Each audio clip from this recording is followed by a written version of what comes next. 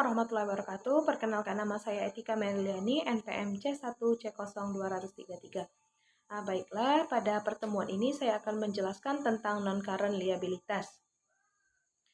Yang disebut dengan non-current liabilitas atau liabilitas jangka panjang yaitu kewajiban perusahaan saat ini yang berasal dari transaksi masa lalu dan akan diselesaikan di masa yang akan datang dalam jangka waktu lebih dari 1 tahun atau lebih dari 1 siklus operasi normal perusahaan. Yang termasuk ke dalam liabilitas jangka panjang ini, yang pertama ada hutang obligasi, kemudian ada long term notes payable, ada mortgage payable atau hutang hipotek yang disertai dengan jaminan berupa aset. Yang keempat yaitu pensiun liabilitas, yaitu kewajiban terkait dengan dana pensiun. Dan yang kelima ada lease liabilitas atau berkaitan dengan leasing. Dalam penerbitan obligasi nantinya ada istilah dokumen atau bond kontrak. Kemudian dalam sertifikat atau kontrak obligasi nanti akan mempresentasikan adanya janji, yaitu janji dalam bentuk untuk melunasi yang akan dilunasi atau yang akan dibayar.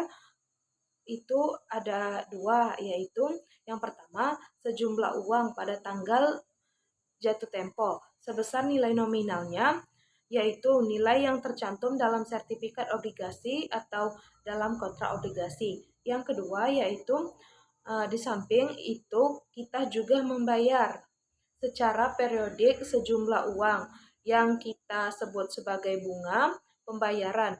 Bunga nantinya dihitung dengan mengalihkan tingkat bunga yang tertera dalam sertifikat obligasi itu, kemudian dialihkan dengan nilai nominal, kemudian dikalikan dengan namanya adalah number of period.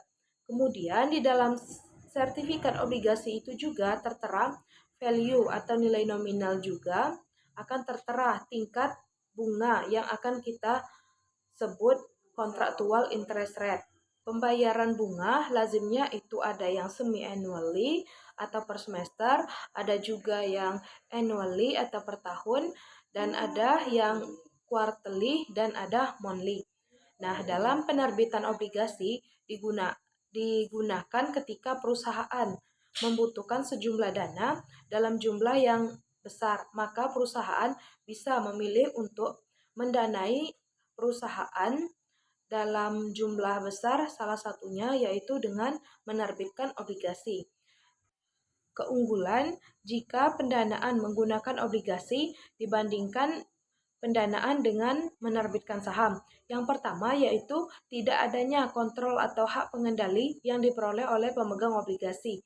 Dan yang kedua, adanya penghematan pajak. Karena dengan menerbitkan obligasi, maka perusahaan yang menerbitkan obligasi itu punya kewajiban untuk membayar bunga secara periodik, maka dia akan mengakui adanya beban bunga.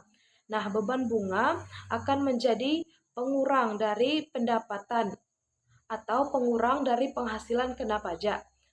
Ketika perusahaan mendanai dengan obligasi, maka laba kena pajaknya akan lebih rendah. Dan yang berikutnya, earning per share-nya akan lebih tinggi, karena jika kita menerbitkan saham baru, otomatis jumlah saham beredar menjadi lebih banyak atau lebih meningkat. Jika ingin menghitung earning per share, maka pembaginya adalah jumlah rata-rata saham biasa beredar.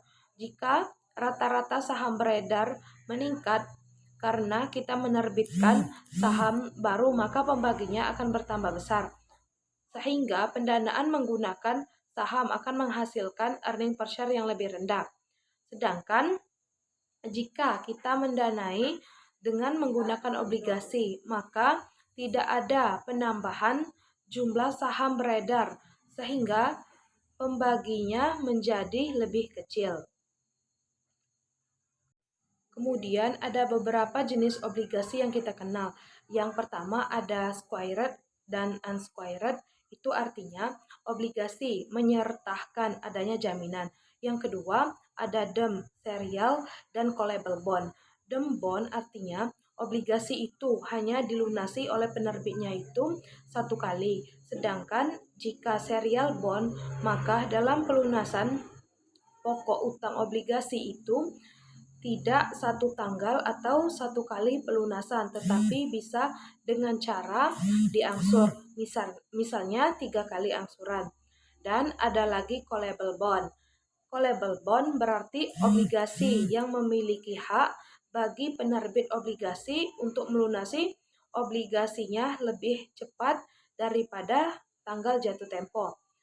Kemudian yang ketiga ada convertible bond. Convertible bond yaitu obligasi yang memiliki hak untuk dapat dikonversi menjadi saham biasa. Yang keempat ada register dan bearer. Jadi register itu artinya dalam obligasi itu tertera nama pemilik dari obligasi tersebut. Sedangkan bearer berarti tidak menyebutkan nama dari pemilik obligasi tersebut.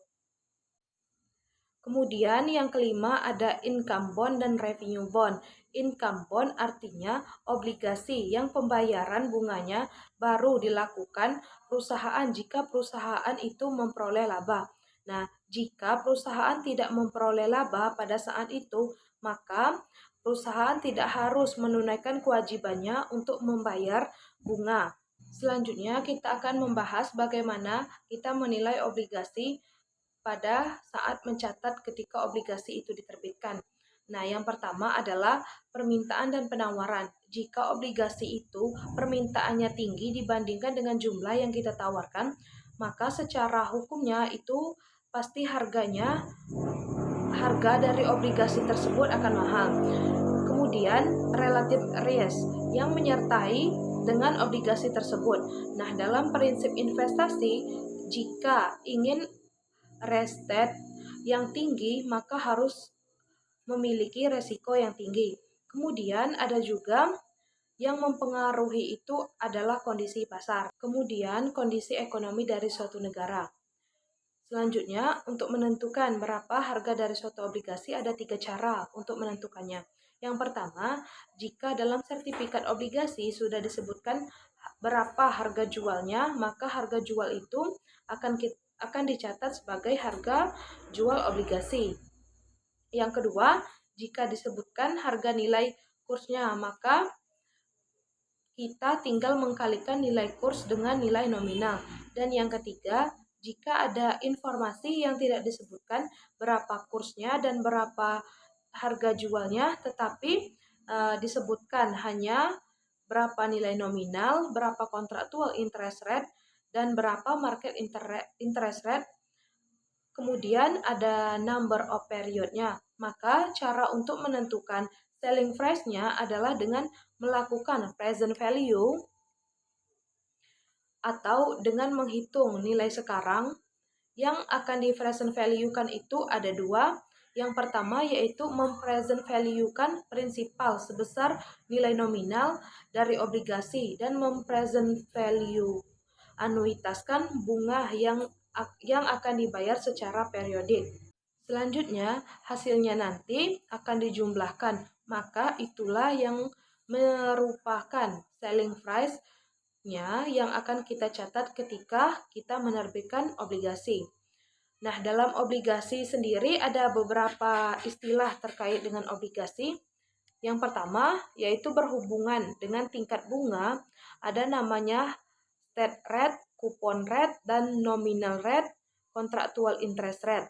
Istilah itu semua sama di mana itu merupakan tingkat bunga yang tertera dalam kontrak obligasi. Kemudian istilah-istilah ini digunakan oleh perusahaan yang menerbitkan obligasi untuk menghitung berapa bunga yang dibayar secara periodik atau berapa kas yang harus dibayar terkait dengan pembayaran secara periodik.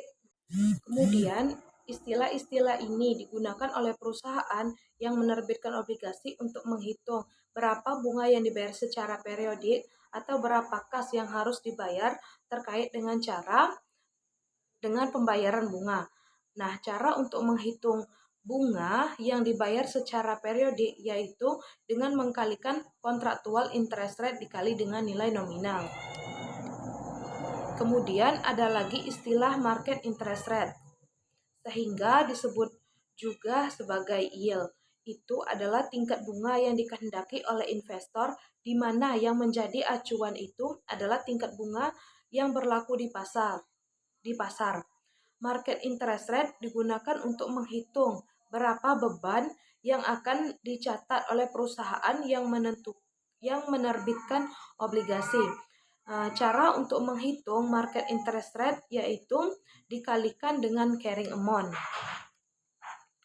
Carrying amount artinya nilai tercatat dari obligasi yang berubah-ubah. Selain itu ada juga istilah maturity value, yaitu nilai pada saat jatuh tempo. Itu adalah nilai yang harus dilunasi oleh penerbit obligasi pada tanggal jatuh tempo. Kemudian dalam penerbitan obligasi ada 3 kemungkinan obligasi itu diterbitkan pada tingkat premium, tingkat diskon, dan tingkat nilai nominal. Jika seandainya kontraktualnya 8%, kemudian tingkat bunga pasarnya diketahui sebesar 6%, maka dipastikan obligasi tersebut diterbitkan pada tingkat premium. Tetapi jika sama antara kontraktualnya yaitu 8%, kemudian market interest rate-nya sebesar 8%, maka pasti selling price-nya sama dengan nilai nominal atau diterbitkan pada par value. Tapi jika seandainya kontraktualnya yaitu 8% dan market interest rate-nya yaitu sebesar 10%, maka obligasi itu diterbitkan pada tingkat diskon, yaitu selling price-nya lebih rendah dibandingkan dengan nilai nominalnya. Selanjutnya yaitu amortisasi. Ketika obligasi diterbitkan pada tingkat diskon ataupun premium, terdapat selisih antara selling price dengan nilai nominal. Nah, selisih antara selling price dengan nilai nominal itu adalah jumlah yang harus diamortisasi. Diamortisasikan itu artinya perusahaan akan menghitung berapa yang akan dialokasikan untuk sebagai penambah bond payable secara periodik jika itu adalah diskon, atau berapa jumlah yang akan mengurangi bond payable secara periodik jika dia premium. Sehingga nanti carrying amount pada saat tanggal jatuh tempo, baik dia premium ataupun diskon, maka pada tanggal jatuh tempo carrying amount-nya pasti harus sama dengan nilai nominal. Nah, untuk tabel amortisasi atau untuk membuat tabel amortisasi yang berlaku sekarang atau yang diperkenankan oleh IFRS hanya menggunakan effective interest method.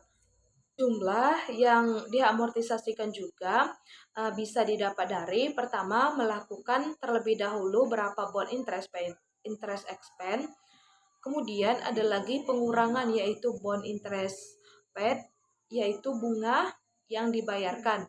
Cara menghitungnya ialah kontraktual dikalikan dengan nilai nominal. Selisih antara dua angka inilah yang diamortisasikan.